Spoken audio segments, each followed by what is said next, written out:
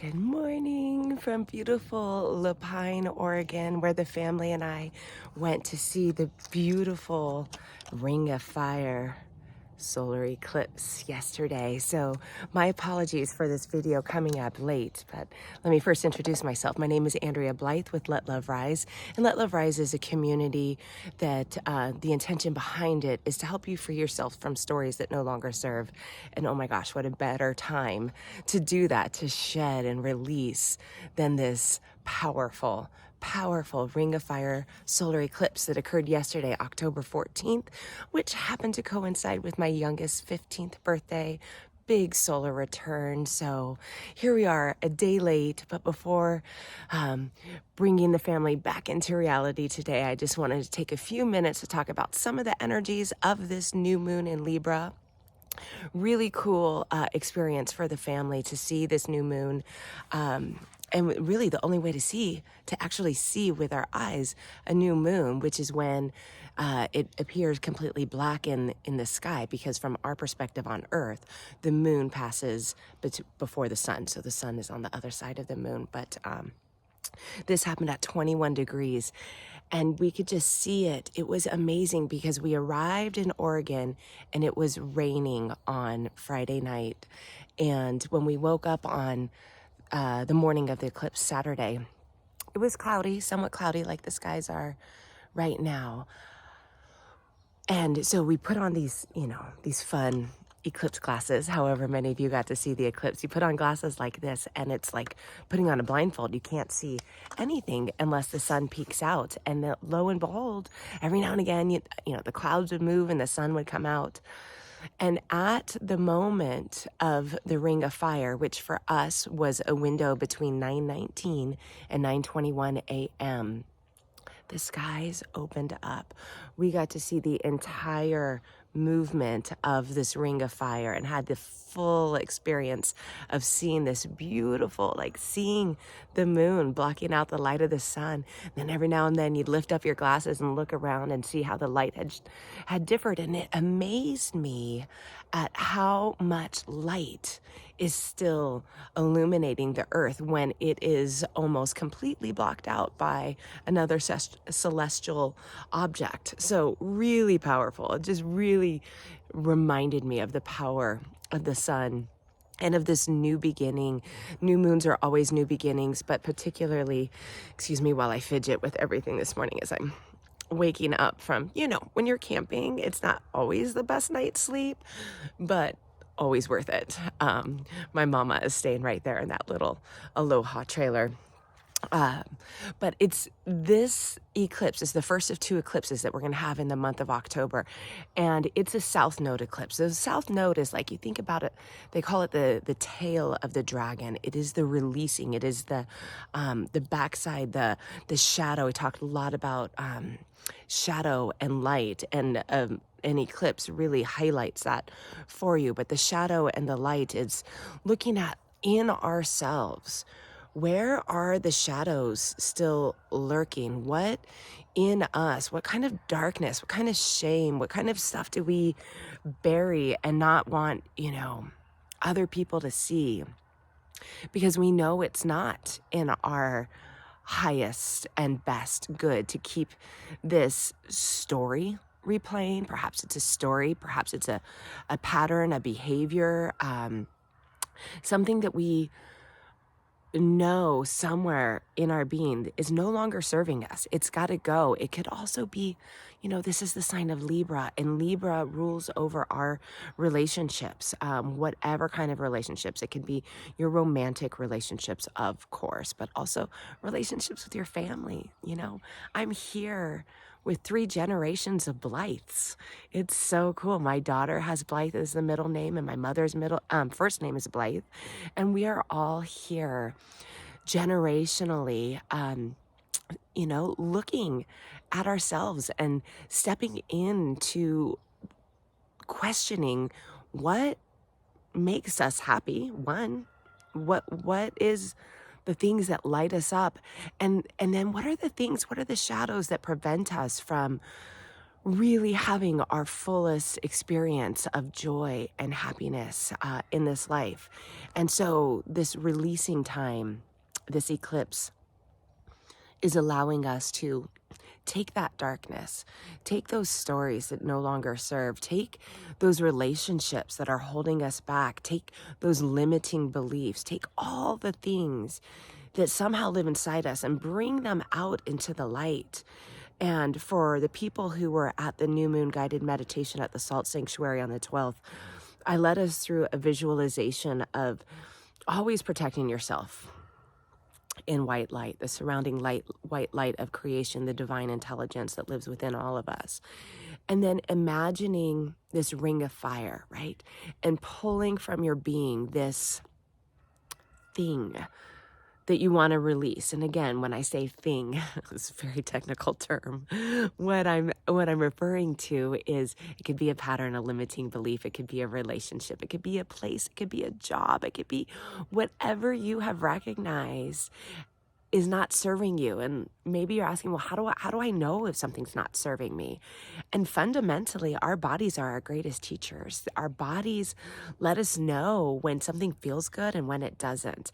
We spend most of our, I was going to say we spend most of our lifetime, in like covering up that intuition that our body is telling us. And we just say, and we give too many, and when I say we, I'm definitely talking about myself, too many excuses as to why it could be, even if it doesn't feel good. And it's like, oh, well, next time will be better or whatever it is.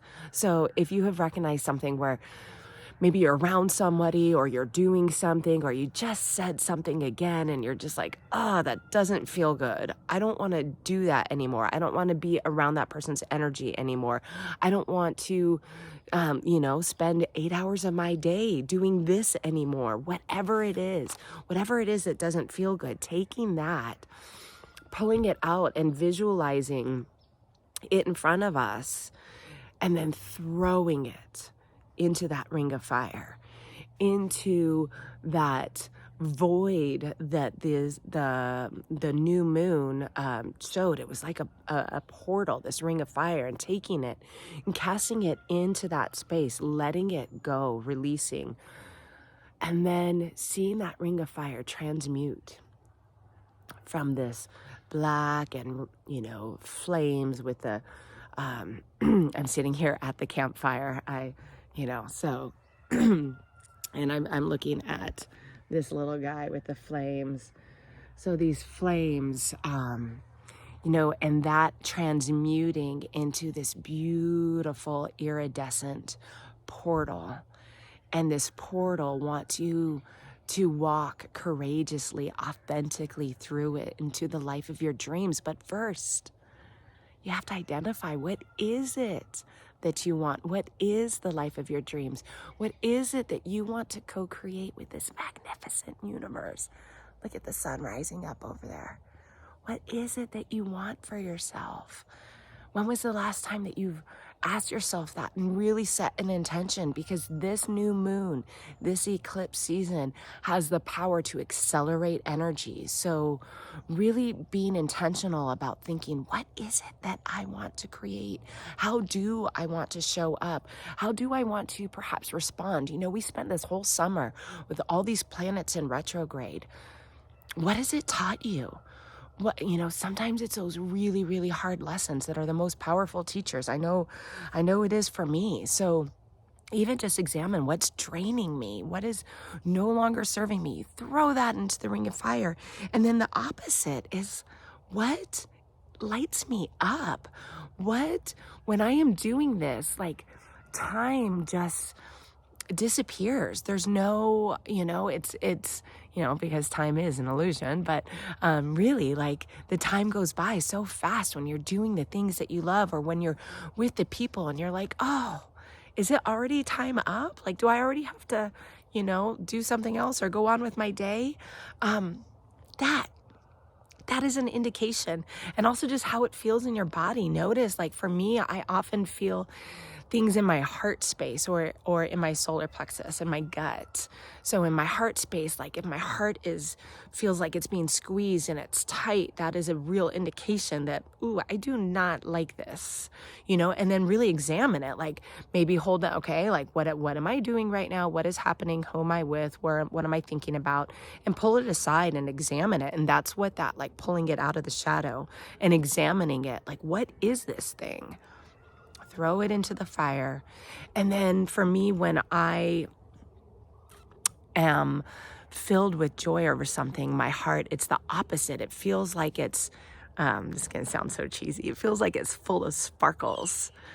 That's right. That's right. Some bird just heard me. It's full of sparkles, or I just have a lightness about me. And that's what joy feels like. And being here at this space, this beautiful hip camp, I know that I'm in alignment when I feel this kind of joy. And when we first arrived here on Friday night, the first thing that I noticed is the sign of the little camping space that the kids and I have. It's site number 7, and it's called Belly Laugh. Belly Laugh. And that, might seem like, oh, that's cute, Belly Laugh. On a vision board that I created, when did we create that? Probably January, February of 2023. There are the words Belly Laugh on my vision board.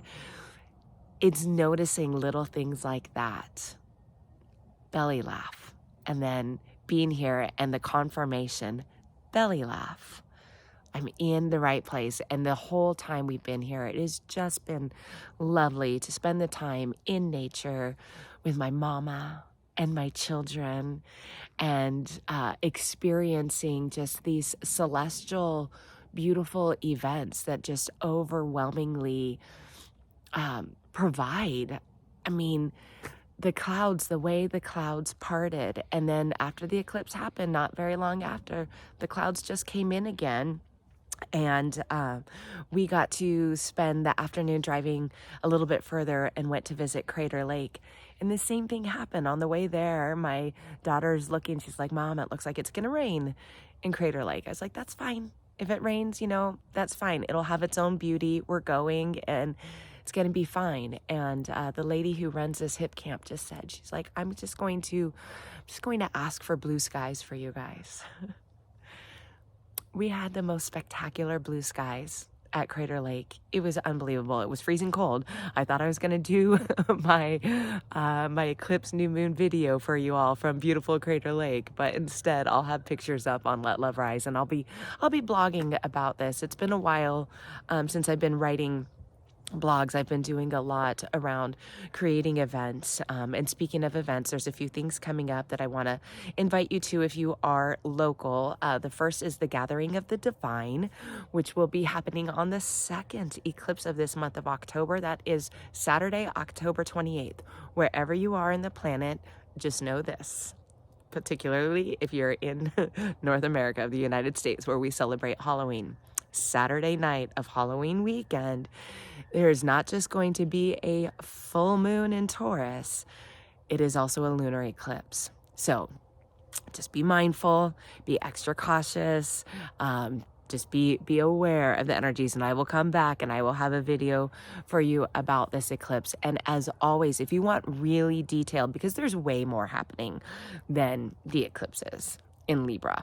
If you really love learning about astrology, there are 2 teachers that have helped me immensely online on YouTube. The first is McCord, and her video specifically on this lunar eclipse at the end of October is one of my favorite videos that she has ever done. So I highly, highly recommend you checking that out, and I will be posting it on my story on Let Love Rise momentarily once I get back into the Wi-Fi world. And then the other teacher who I just really love is Kaypacha of the Pèle report, Astrology for the Soul. They just both do really beautiful ways of looking at all the transits, all the aspects, all the things that are present, and then bringing it down into like, what does that mean for us? So in this video, I will just say for anybody watching, the first step is just understanding your astrological birth chart. So when I say that this new moon solar eclipse happens, past tense now, at 21 degrees of Aries, this is when, if you have your birth chart, you would look at your birth chart, your astrological birth chart, and identify where 21 degrees, did I just say Aries? I meant to say Libra. If I said, I feel like I just said Aries. Anyhow, the next one, 6 months from now, the complementary eclipse to this is going to be in Aries, but that's not until April. Did not want to confuse you. Let me just start that sentence over. You would identify 21 degrees of Libra in your chart, and specifically the house. So our astrological chart is divided into 12 houses, and all the houses rule over like a slice of pie over our life. So it just draws your attention, draws focus that this energy is being lit up for you, perhaps in the 6th house of work. Perhaps it's in the 9th house of travel and religion and spirituality and philosophy. Perhaps it's in the 2nd house of your assets, how your livelihood, your self-worth. So all the houses have kind of point a direction over a part of your life. So if you're curious about that and you want to meet with me or check it out, you can go to CHANINicholas.com. She's another fantastic teacher to find out about your birth chart. All you need to know is your birthday, which I'm pretty sure you know, and the exact time you were born and your location on the planet.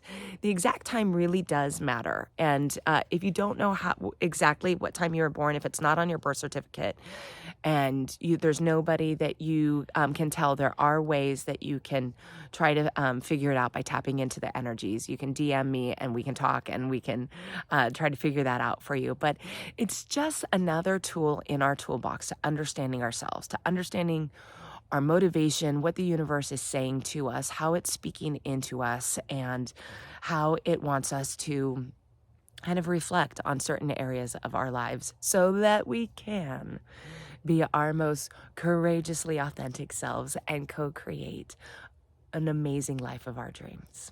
Okay, let me wrap up with a couple more events. Every Wednesday at the Salt Sanctuary, speaking of creating the life of your dreams, I teach a class called the Mindset Reset. And come January of 2024, I am going to be relaunching this program where it will be there will be a virtual class, there will be an in-person class continuing at the Salt Sanctuary or starting up again at the Salt Sanctuary and also in my home. Over at the Salt Sanctuary, you could just jump in to any week because you are going to experience the halotherapy treatment session. We all sit together in a circle and we just discuss the topic of the week. So you don't need to do the entire program, although for maximum benefit, I definitely recommend it. But that will be starting again in January. So look for that. But every Wednesday at the Salt Sanctuary, there is this class on the Mindset Reset, and this one coming up next Wednesday, the 18th, will be on instincts and hunches. So I hope you can join me for that. I already mentioned the Gathering of the Divine. I believe there are 2 spots left for that moon circle meditation and dinner on Halloween weekend, Saturday night, lunar eclipse in Taurus. And then again, all the way to the next new moon guided meditation and crystal bowl sound bath will be on Monday, November 13th. That is the day of the new moon, the next new moon. And just before that, on 11/11, I am going to be teaming up with Burma of Wanderlust Reiki and Malas, and with Brandy Wolf of Golden Alchemy Meditation, who is also a part of the Gathering of the Divine. She is the meditation teacher for that. And her husband, Matt, the dancing chef, will be preparing our 4-course meal. We are on November 11th at 11 a.m., we are hosting an event called Ground into Gratitude.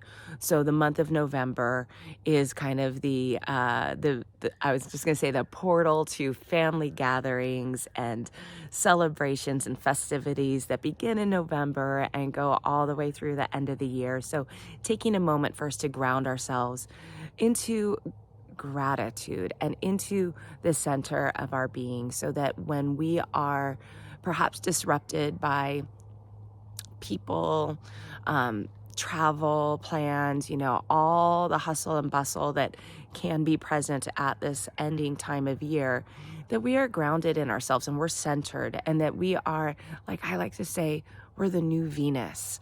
This Venus who came out of the retrograde, this Venus who is powerful and calm and all, knowing. She knows herself. He knows himself. The Venus, this divine feminine that lives within us, that is just helping us be our most centered self, who responds in situations rather than reacts. And that is really important. And gratitude is such a fundamental practice to help us get into that space.